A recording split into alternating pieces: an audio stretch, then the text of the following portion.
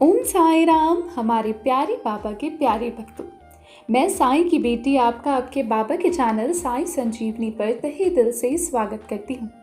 श्री बाबा की कृपा से अनुभवों की श्रृंखला में एक नया अनुभव जुड़ा है। यह अनुभव बाबा ने स्वयं मुझे दिया है और यह साईं लीला इतनी अद्भुत है कि इसे सुनने के बाद आपके दिल से निकलेगा ओम साई राम।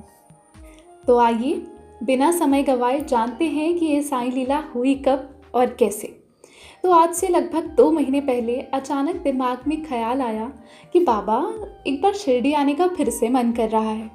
जो शिरडी गए हैं उन्हें पता होगा कि शिरडी का रस ही ऐसा है कि कितने भी दिन रहो, कितना भी समय बिताओ, बहुत कम लगता है। फिर दूसरा ख्याल आया कि अभी तो रामनवमी में गई थी, तो अभी इतनी दूर जाना तो संभव नहीं हो सकता। फिर सोचा बाबा, मैंने नागसाई टेम्पल के बारे में बहुत सुना है, तमिलनाडु में है, तो बाबा मुझे वहाँ लेके जाओ ना, मुझे वहाँ जाकर आपके दर्शन करने, मैं वहाँ जाना चाहती हूँ। ऐसे बाबा के सामने इच्छा रखी।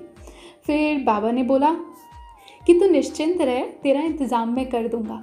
ठीक है, मन को लगा हाँ बाबा ने बोला है ना तो होगा। मन के अंदर से बाबा ने आवाज़ की। उसके बाद फिर समय गया और YouTube पे कुछ फ़ोटोज़ वीडियोज़ आने लगे कि गुरु पूर्णिमा का उत्सव शिरडी में है और बहुत जगह जगह से लोग बाबा के भक्त आ रहे हैं, शिरडी में उत्सव होगा। अब मन बहुत विचलित होने लगा, बाबा मुझे भी बुलाओ ना, बाबा मुझे भी बुलाओ ना। बहुत काम था यहाँ, तो जाना संभव नहीं था, पॉसिबल नहीं दिखाई दे रहा था।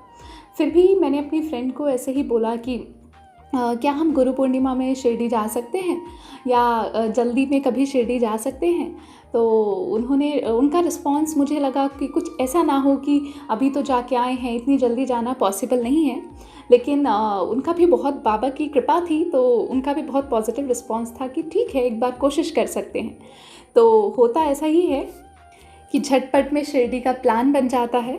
और जिस दिन हमने ये शिरडी का, बाबा ने हमें टिकट बुक कराया, गुरु पूर्णिमा पर बाबा ने इस बार नहीं बुलाया, टिकट्स नहीं मिले। गुरु पूर्णिमा से 10-12 दिन बाद यानी कि लगभग 22 जुलाई अभी जो बीती है उसमें हमें टिकट्स मिले बाबा के दर्शन करने के। और जिस दिन ये टिकट लिया, लीला यहाँ से शुरू होती है साईनाथ की, कि जिस दिन टिकट लिया उसी दिन बहुत खुश था मन। और शाम को अचानक से एक YouTube पे एक शॉर्ट वीडियो आता है बाबा का, जहाँ साईं संदेश है वो संदेश में बाबा लिखते हैं कि बहुत जल्द तुम शिरडी आ रहे हो और भूलना मत लाल कपड़े पहनना, और लाल कपड़े पहनोगे ना तो हम दोनों एक जैसे दिखेंगे और बहुत सुंदर लगेंगे। जब बाबा ने ये मैसेज मेरे सामने लेकर आए, उसी दिन टिकट बुक किया था, तो मेरे मन का ना विश्वास और 4 गुना हो गया। मैंने वो शॉर्ट ऐसे ही सेव किया और उसी दिन से सोचने लगी कि क्या लाल पहनूंगी, मेरे पास कुछ है नहीं, क्या पहनूँ लाल, क्या पहनूँ लाल। मैंने अपनी फ्रेंड को भी बोला, वो भी बाबा की डिवोटी हैं। उन्होंने बोला कि ठीक है, यदि बाबा ने ऐसा बोला है तो हम रेड ही पहनेंगे। हमें कोई आइडिया नहीं था कि जिस दिन हम बाबा का फर्स्ट दर्शन लेने जा रहे हैं 22 को, वो ट्यूसडे है और ट्यूसडे हनुमान जी का दिन होता है। और हनुमान जी को तो लाल कितना पसंद है हम सब जानते हैं। तो कितना बड़ा योग बाबा ने मिलाया। और उससे भी बड़ी सरप्राइजिंग बात ये है कि जब हम 22 को बाबा के पास पहुंचते हैं, शाम को हमारी ट्रेन, हमें लगा नहीं था कि हम 22 को दर्शन ले पाएंगे, क्योंकि हमारी ट्रेन ऑलमोस्ट 5 बजे शाम को पहुंची थी कोपरगांव, और वहाँ से हमें शिरडी जाना था। तो हमें लगा था कि शाम को 7 बज जाएंगे, उसके बाद दर्शन लेना बहुत कठिन हो जाएगा। फ्रेश होके फिर चेंज करके बाबा के पास जाना, लाइन क्यू में लगना। लेकिन सब कुछ जब बाबा प्लान करते हैं ना तो एकदम परफेक्ट होता है। तो बस ऐसा ही हुआ। उस दिन हमने दर्शन भी लिया, और दर्शन भी लिया अपने साईनाथ का, जो बहुत सुंदर बिल्कुल मैचिंग कर रहे थे हमारे से, एकदम रेड ड्रेस पहन के। हमने मंदिर में जाने से पहले ही हमारे साथ 2 और लोग थे, मेरी फ्रेंड की माँ और उनकी मासी थी, उन दोनों को बोला था कि, उन्होंने पूछा कि तुम दोनों प्लान करके रेड पहन रहे हो। तब हमने उन्हें ये बात बताई थी, और मन के अंदर कहीं ना कहीं एक विश्वास था कि हम बोल रहे हैं ना तो देखना बाबा ज़रूर रेड ही पहन के बैठे होंगे, बाबा ज़रूर रेड ही पहन के बैठे होंगे।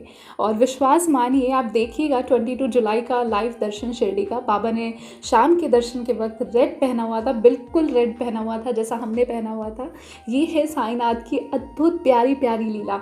यानी कि इससे हमें क्या दिखाते हैं बाबा? इससे हमें ये दिखाते हैं कि वो जो कहते हैं यदि हम उस पर भरोसा कर लेना, तो उस पर आँख बंद करके भरोसा कर लें, उस पर सवाल ना करें, तो बाबा वैसा ही करेंगे जैसा हम चाहते हैं, जैसा हमारे लिए अच्छा है। और बाबा की आज्ञा ही हमारे लिए सब कुछ है। और बाबा हर मन की इच्छा, हर मन की बातें जो हम मन में ऐसे विचार भी कर रहे होते ना, ऐसा होता तो कैसा होता, वैसा होता तो कैसे होता, तो बाबा पता नहीं हमारे लिए कितनी सुंदर योजनाएं बनाकर बैठे होते हैं। लास्टली मैं ये ज़रूर बोलना चाहूँगी, डिवोटीज़ आप लोग यहाँ तक सुनते हैं, ये बाबा की कृपा है। बाबा की कृपा है कि हम बाबा की लीलाएं सुनते हैं, हमारे कान तक बाबा की लीला पहुँचती है। श्री कृष्ण ने जैसे भगवत गीता में उपदेश किया है ना, कि यदि संत चरित्र सुनने को मिले, संत का संग करने को मिले, या बाबा जैसे संत के चरण मिल जाएं, तो बस समझ लीजिए कि आपका जो मार्ग है, आपका जो द्वार है इस जीवन से मुक्ति का, वो खुल जाता है। लेकिन हमें तो प्रेम है बाबा से, तो उसी प्रेम के साथ मैं ये कहूँगी कि इसी तरह से बाबा की लीलाएं सुनते रहिए, गाते रहिए, लोगों को बताते रहिए और बाबा का नाम स्मरण करते रहिए। ओम साईं राम।